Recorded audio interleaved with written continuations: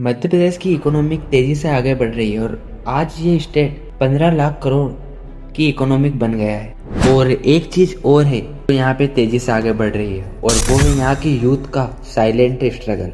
भले ही मध्य प्रदेश के official figure दिखाते हैं कि यहाँ के यूथ का 2.5% अनएम्प्लॉयमेंट है, पर ग्राउंड रियलिटी कुछ और ही कहानी कहती है।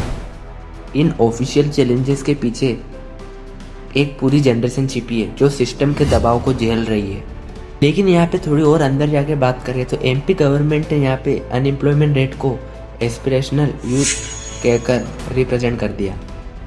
यहाँ पे समस्या को सुलझाने की जगह उसे एक नए नाम से उलझा दिया।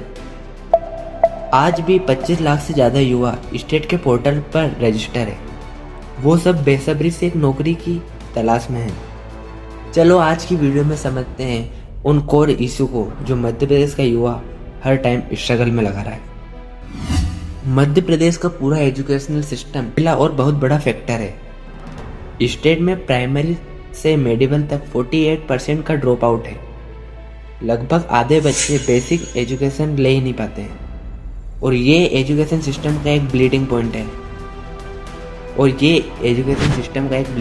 है जहाँ बच्चे बिना कोई प्रॉपर तैयारी के ग्रेजुएशन भी कर लेते हैं, 12th पास आउट भी कर लेते हैं।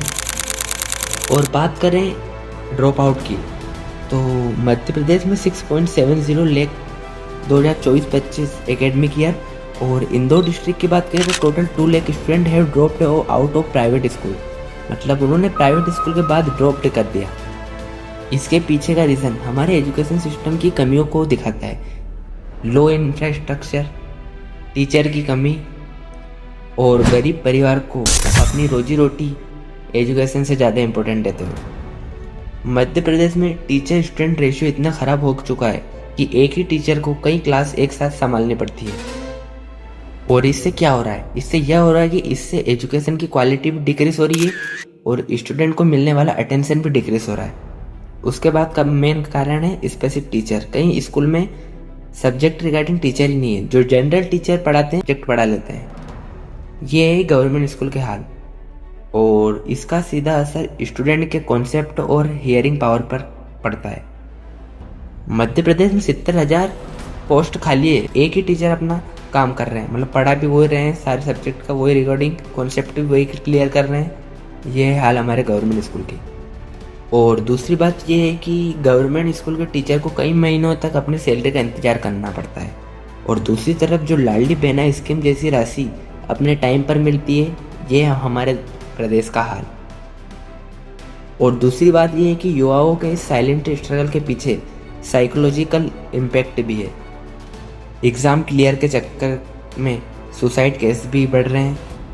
और मध्य प्रदेश की बात करते हैं, मध्य प्रदेश सुसाइड रैंक में 2nd नंबर पर आता है, जहाँ 2023 में 1459 केसेस आए। और मध्य प्रदेश के युवाओं का स्थिति ऐसी बन गई कि उनकी मेंटल हेल्थ भी पूरी डिस्ट्रॉय हो चुकी है। मध्य प्रदेश का यूथ डिप्रेशन और स्ट्रेसनेस के कारण स्ट्रगल कर रहा है। और ये बात मध्य प्रदेश तक ही सीमित नहीं है, ये पूरे देश की बात है। पूरा देश स्टूडेंट में जो यूथ रहते हैं वो डिप्रेशन और स्ट्रेस के कारण बहुत बेकार हालत में अपनी लाइफ में स्ट्रगल कर रहे हैं। NCRB the national crime record bureau 2023 की रिपोर्ट ये। और आप कभी मध्य प्रदेश के हैं तो आप चाहते हो चेंज लाना है, तो अगर आप बिलीव करते हो कि चेंज तभी आएगा जब आवाज़ उठाएंगे तो कमेंट बॉक्स में चेंज फॉर यूथ जरूर लिखना। धन्यवाद।